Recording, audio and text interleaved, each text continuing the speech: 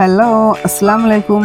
ഇന്നത്തെ വീഡിയോ റമദാൻ 7-ന് ഞാൻ ഉണ്ടാക്കിയിട്ടുള്ള സ്നാക്കിൻ്റെ ഒരു വീഡിയോ ആണ് കേട്ടോ. വ്ളോഗായിട്ട് എടുത്തുവെന്നേ ഉള്ളൂ. അതിൽ 3 സ്നാക്ക് റെസിപ്പി കാണിക്കുന്നുണ്ട് കേട്ടോ. അപ്പോൾ ഞാൻ ആദ്യമായിട്ട് ജ്യൂസിന് വേണ്ടിയിട്ട് മുന്തിരി ഒന്ന് കഴുകിയെടുത്തിരുന്നു. അതുപോലെ മുന്തിരി തിളപ്പിക്കാനുള്ള വെള്ളം കൂടെ ഒന്ന് റെഡിയാക്കി തിളച്ച് കിട്ടിയിരുന്നു. അപ്പോൾ അതിലേക്ക് ഞാൻ മുന്തിരി ഇട്ട് കൊടുത്തിട്ടുണ്ട്. പിന്നെ മുന്തിരി തിളപ്പിച്ചിട്ട് ജ്യൂസ് ഉണ്ടാക്കുമ്പോൾ അതിന് പ്രത്യേക ഒരു ടേസ്റ്റാണ്. ടേസ്റ്റ് മാത്രമല്ല, ഈ മുന്തിരിൻ്റെ ജ്യൂസിനുണ്ടല്ലോ ഒരു നാവൊക്കെ ചൊറിയണ പോലെയുള്ളൊരു ടേസ്റ്റ് അതുണ്ടാവില്ല. മുന്തിരി ജ്യൂസ് ഉണ്ടാക്കുന്ന സമയത്ത് എപ്പോഴും ഇങ്ങനെ തിളപ്പിച്ചുണ്ടാക്കലാണ് ഏറ്റവും നല്ലത് കേട്ടോ. അപ്പോൾ ഞാനത് തിളപ്പിക്കാൻ വെച്ചിട്ടുണ്ട്. അതിൻ്റെ കൂടെ ഞാൻ മറ്റേ കുക്കറിൽ വെച്ചിട്ടുള്ളത് കുറച്ച് ചിക്കനാണ് കേട്ടോ. ഒരു 250 ഗ്രാം വരുന്ന ചിക്കൻ എടുത്തിട്ടുണ്ട്. അത് ഞാൻ ഉപ്പും കുരുമുളക് പൊടിയും ചേർത്തിട്ട് ഒന്ന് വേവിക്കാൻ വെച്ചിട്ടുള്ളതാണ്. അപ്പം ഞാൻ അത് വെന്തതിന് ശേഷം മാറ്റി വെച്ചിട്ടുണ്ട്. അത് 2 വിസിൽ വെച്ചുകൊണ്ട് ഓഫാക്കി വെച്ചാണ് കേട്ടോ. ഇനി ഞാൻ ഈ മുന്തിരി വെച്ചിട്ടുള്ള പാത്രം ഉണ്ടല്ലോ, അതൊന്ന് മാറ്റി കൊടുക്കണം ഫ്ലെയിം. ഇവിടെ നമുക്ക് ചിക്കൻ ചുക്കൻ്റെ കാര്യങ്ങളൊക്കെ റെഡിയാക്കാനുണ്ട്. അപ്പോൾ ചിക്കൻ ചുക്കൻ ഉണ്ടാക്കുന്ന ഞാൻ റെസിപ്പിയൊക്കെ വേറെ തന്നെ ഇട്ടിട്ടുണ്ട്. ഡീറ്റെയിൽ ആയിട്ട് കാണേണ്ടവർക്ക് ആ വീഡിയോ പോയി കണ്ടാൽ മതി. അപ്പോൾ ഞാൻ ചിക്കൻ ചുക്കക്ക് വേണ്ടിയിട്ടുള്ള ഉള്ളി വേവിക്കാൻ വേണ്ടിയിട്ട്, ഉള്ളി വേവിക്കല്ല പൊരിച്ചെടുക്കുകയാണ് ചെയ്യുക. അതിന് വേണ്ടിയിട്ടൊരു പാത്രം വെച്ച് അതിൽ സൺഫ്ലവർ ഓയിൽ ഒഴിച്ചെടുത്തിട്ടുണ്ട്. ഉള്ളി കട്ട് ചെയ്ത് വെക്കുന്ന പരിപാടിയൊക്കെ ഞാൻ നേരത്തെ തന്നെ കഴിച്ചിട്ടുണ്ട് കേട്ടോ. അതും ഒരുപാട് ഉള്ളി എടുത്തിട്ടുണ്ട് സ്നാക്സിനും അതുപോലെ ഈ കറിക്ക് വേണ്ടിയിട്ടൊക്കെ ഉള്ളത് മുഴുവൻ ഞാൻ ഉള്ളി കട്ട് ചെയ്തെടുത്തിരുന്നു. അപ്പോൾ ആ ഉള്ളി അവിടെ പൊരിച്ചെടുക്കുന്ന സമയം കൊണ്ട് തന്നെ ഈ ചിക്കൻ ചുക്കക്ക് വേണ്ടിയിട്ടുള്ള മസാല റെഡിയാക്കി വെച്ചാൽ മതിയാവും. അപ്പോൾ 1 കിലോ ചിക്കൻ ഉണ്ട്. അത് ഞാൻ നമ്മൾ ഏത് പാത്രത്തിലാണോ ഉണ്ടാക്കുന്നത് ആ പാത്രത്തിലേക്ക് ഇട്ട് കൊടുക്കുക. മുഴുവനായിട്ട് ഞാൻ ഇട്ട് കൊടുത്തിട്ടുണ്ട്.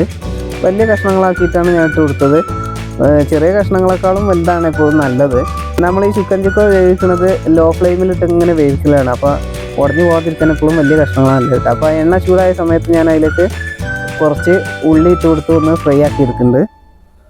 അങ്ങനെ 3-4 തവണ ഞാൻ ഫ്രൈ ആക്കി എടുത്തിട്ടുണ്ട്. അപ്പോൾ എത്രത്തോളം ഉള്ളി നമ്മൾ ഇടണോ അത്രത്തോളം ഈ ചിക്കൻ ചുക്കക്ക് ഗ്രേവി കൂടി കിട്ടും കേട്ടോ. അപ്പോൾ ഞാൻ ഇതിലേക്ക് ആവശ്യത്തിലുള്ള ഉപ്പ് ഇട്ട് കൊടുക്കുന്നുണ്ട്.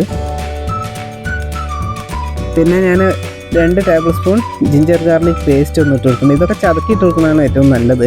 പിന്നെ മസാല ആയിട്ട് മഞ്ഞൾപ്പൊടി അതുപോലെ മുളക് പൊടി, മല്ലിപ്പൊടി, ഗരം മസാലപ്പൊടി ഒക്കെ ഇട്ട് കൊടുത്തിട്ടുണ്ട്. ഇതിൻ്റെ അളവുകളൊക്കെ ഡീറ്റെയിൽ ആയിട്ട് ഞാൻ ചിക്കൻ ചുക്ക എന്നുള്ളൊരു വീഡിയോ ഇട്ടിട്ടുണ്ട്. അതുകൊണ്ടാണ് കൃത്യമായിട്ട് പറയാത്തത്. അപ്പോൾ എല്ലാ പൊടികളും ആവശ്യത്തിന് ഇട്ട് കൊടുക്കുക. ഞാനിങ്ങനെ ഒരുപാട് ഇട്ട് കൊടുക്കുന്നതായിട്ട് തോന്നിക്കണമെങ്കിൽ ഞാൻ ഈ മസാല, എൻ്റെ മസാല ബോക്സ് ഉണ്ടല്ലോ, ഇതിൻ്റെ സ്പൂണ് പറ്റ ചെറുതാണ്. അപ്പോൾ കാണുന്നവർക്ക് തോന്നുന്നു ഒരുപാട് ഇട്ട് കൊടുക്കുകയാണെന്ന്. പക്ഷേ പറ്റ ചെറുതായതുകൊണ്ട് തന്നെ കുറേ തവണ ആക്കി ഇട്ട് കൊടുക്കേണ്ടി വരികയാണ് കേട്ടോ. അപ്പോൾ ഞാൻ ആവശ്യത്തിനുള്ള മസാല ഒക്കെ ഇട്ട് കൊടുക്കുന്നുണ്ട്. ഇനി കുറച്ച് കുരുമുളക് പൊടി അതുപോലെ ചിക്കൻ മസാലയും കൂടെ ഇതിലേക്ക് തന്നെ ഇട്ട് കൊടുക്കുന്നുണ്ട്. പിന്നെ ഞാൻ ഇട്ട് കൊടുക്കുന്നത് പെരുംജീരകത്തിൻ്റെ പൊടിയാണ് കേട്ടോ. വലിയ ജീരകം, പെരുംജീരകം എന്ന് പറഞ്ഞാൽ അറിയില്ല, വലിയ ജീരകത്തിൻ്റെ പൊടിയാണ്. അതും കൂടെ ഇട്ട് കൊടുത്തിട്ടുണ്ട്. ഇനി നമുക്ക് ഈ ഉള്ളി വേവുന്ന സമയം കൊണ്ട് തന്നെ തക്കാളിയും അതുപോലെ ഒരു പച്ചമുളക് അവനവൻ്റെ എരിവിനനുസരിച്ച് ഇട്ട് കൊടുക്കാൻ ഞാൻ 1 ഇട്ടിട്ടുള്ളൂ. അതും കൂടെ ഒന്ന് ഇതിലേക്ക് കട്ട് ചെയ്തിട്ട് കൊടുക്കാം. ആ സമയം കൊണ്ട് ഞാൻ ഉള്ളി ഇളക്കി കൊടുക്കണമൊക്കെ ഉണ്ട്. ഒറ്റയടിക്ക് കരിഞ്ഞു പോകാതെ നമ്മളിങ്ങനെ ഇളക്കി ഗോൾഡൻ കളറിൽ ഫ്രൈ ആക്കി എടുക്കണം കേട്ടോ. അപ്പോൾ ആദ്യത്തെ ട്രിപ്പ് റെഡി ആയിട്ടുണ്ട്. അപ്പോൾ ഞാനതൊന്ന് ഈ പാത്രത്തിലേക്ക് തന്നെ ഇട്ട് കൊടുക്കട്ടെ. ഞാൻ നേരത്തെ പറഞ്ഞ പോലെ ഈ ഫ്രൈ ആക്കിയിരുന്ന ഉള്ളി ഉണ്ടല്ലോ, അതാണ് കറി എത്രത്തോളം ക്വാണ്ടിറ്റി വേണമെന്നുള്ളത് തീരുമാനിക്കുന്നത്. അപ്പോൾ തോന ആവശ്യമുള്ളവർക്ക് തോന ഉള്ളി അങ്ങനെ ഫ്രൈ ആക്കിയിട്ട് കൊടുക്കാം.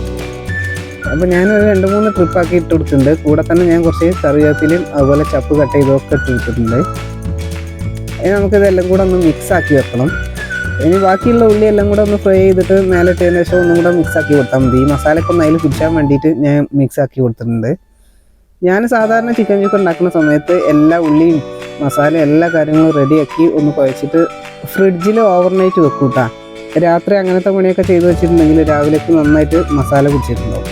അപ്പോൾ അതിന് വേണ്ടിയാണ് ഞാൻ അങ്ങനെ ചെയ്യൽ. അതിൻ്റെ കൂടെ തന്നെ ആ ഉള്ളി വീണ സമയം കൊണ്ട് ഞാൻ ഇവിടെ ജ്യൂസ് അടിക്കാൻ റെഡി ആയിട്ടുണ്ട്. ആ മുന്തിരി അവിടെ ചൂടാറാൻ വെച്ചിട്ടുണ്ട്. അപ്പോൾ ഞാൻ ആദ്യമായിട്ട് ജ്യൂസ് അടിക്കണേ ഈത്തപ്പഴം ഉണ്ടാവും. ഈത്തപ്പഴം ഞാൻ അതിൻ്റെ അടുത്ത് കുരു കളഞ്ഞ് കുറച്ച് നേരം വെള്ളത്തിലിട്ട് വെച്ചിരുന്നു. അപ്പോൾ അതൊരു 2 ട്രിപ്പായിട്ടൊന്ന് അടിച്ചെടുക്കുന്നുണ്ട്. അതിൽ നിന്ന് കുറച്ച് ഈത്തപ്പഴം ജ്യൂസ് ജാറിലേക്ക് ഇട്ട് കൊടുത്തതിന് ശേഷം കൂടെ ഞാൻ പാല് ചേർത്ത് കൊടുക്കുന്നുണ്ട്. ഇത് നല്ല മധുരമുള്ള ഈത്തപ്പഴമാണ്, അതുകൊണ്ട് തന്നെ പഞ്ചസാര വല്ലാതെ ചേർക്കേണ്ടതൊന്നുമില്ല. അപ്പോൾ ഞാൻ നല്ല തിക്കായിട്ടാണ് കേട്ടോ ജ്യൂസ് അടിച്ചെടുത്തിട്ടുള്ളത്. രണ്ടാമത്തെ ട്രിപ്പും കൂടെ ഒന്ന് അടിച്ചെടുക്കാം. ഞാൻ ചില ദിവസങ്ങളിൽ ഇങ്ങനെ ജ്യൂസ് അടിക്കുന്ന സമയത്ത് ബൂസ്റ്റ് പൊടി ചേർത്തലുണ്ട്. ഇന്ന് അതൊന്നും ചേർത്തിട്ടില്ല, പാലും ഈത്തപ്പഴം മാത്രമാണ്. അപ്പോൾ 2 ട്രിപ്പും റെഡി ആക്കിയിരുന്നു. പിന്നെ ആവശ്യത്തിനുള്ള പാൽ അങ്ങനെ ഒഴിച്ച് ഊറ്റിയെടുക്കുക. അപ്പോൾ നമ്മൾ തിക്കായിട്ടല്ലേ ജ്യൂസ് അടിച്ചെടുത്തത്. ഈത്തപ്പഴം അങ്ങനെ തിക്ക് പേസ്റ്റ് ആയതുകൊണ്ട് തന്നെ താഴെ അങ്ങനെ പോയി നിൽക്കണം. അപ്പോൾ നന്നായിട്ടൊന്ന് ഈ പാലിലേക്ക് മിക്സ് ആക്കി കൊടുക്കണം കേട്ടോ.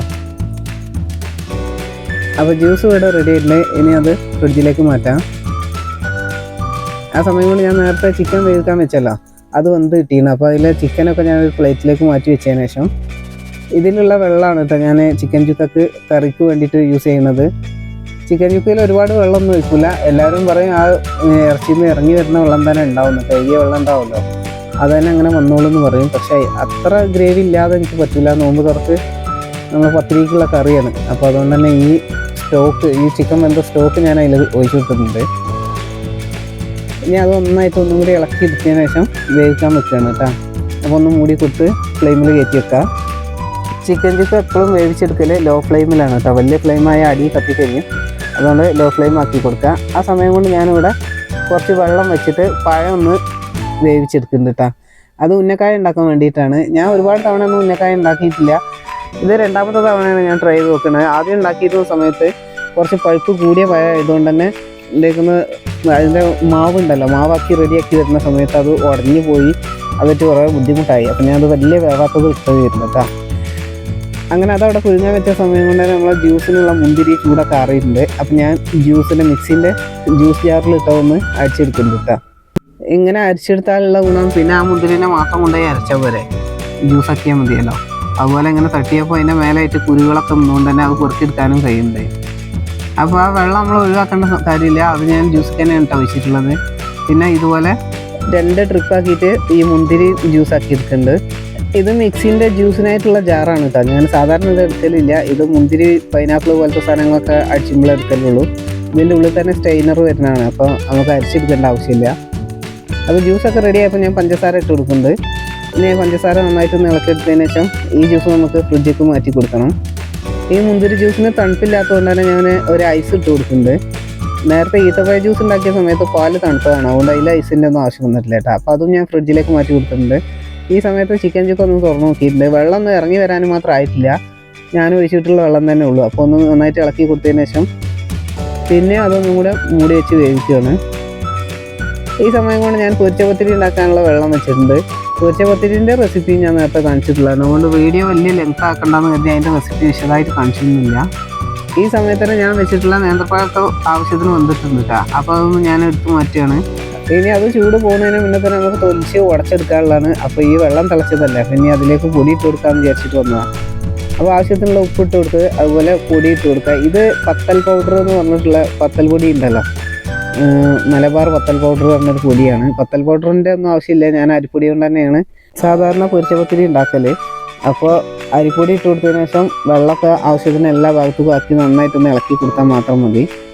ഇനി അതവിടെ ചൂടാറാൻ വെച്ചതിന് ശേഷം നമുക്ക് നേരത്തെ വെച്ച ചിക്കൻ ചുക്ക ഒന്ന് നോക്കണം. ഇപ്പോൾ ചിക്കൻ ചുക്ക ഏകദേശം ആയിട്ടുണ്ട് കേട്ടോ. അപ്പോൾ വെള്ളം നമുക്ക് എത്രത്തോളം വേണോ അതിനനുസരിച്ചാണ് നമ്മൾ ഇളക്കി കൊടുത്ത് വറ്റിച്ചെടുക്കേണ്ടത്. തീരെ വെള്ളം വേണ്ടാതെ ഗ്രേവി പോലെ വേണ്ടവർക്ക് ഇനിയും വറ്റിച്ചെടുക്കട്ടാ. ഇവിടെ അത്യാവശ്യം കറി വേണം, അതുകൊണ്ട് ഒരുപാടൊന്നും ഞാൻ വറ്റിച്ചെടുക്കുന്നില്ല.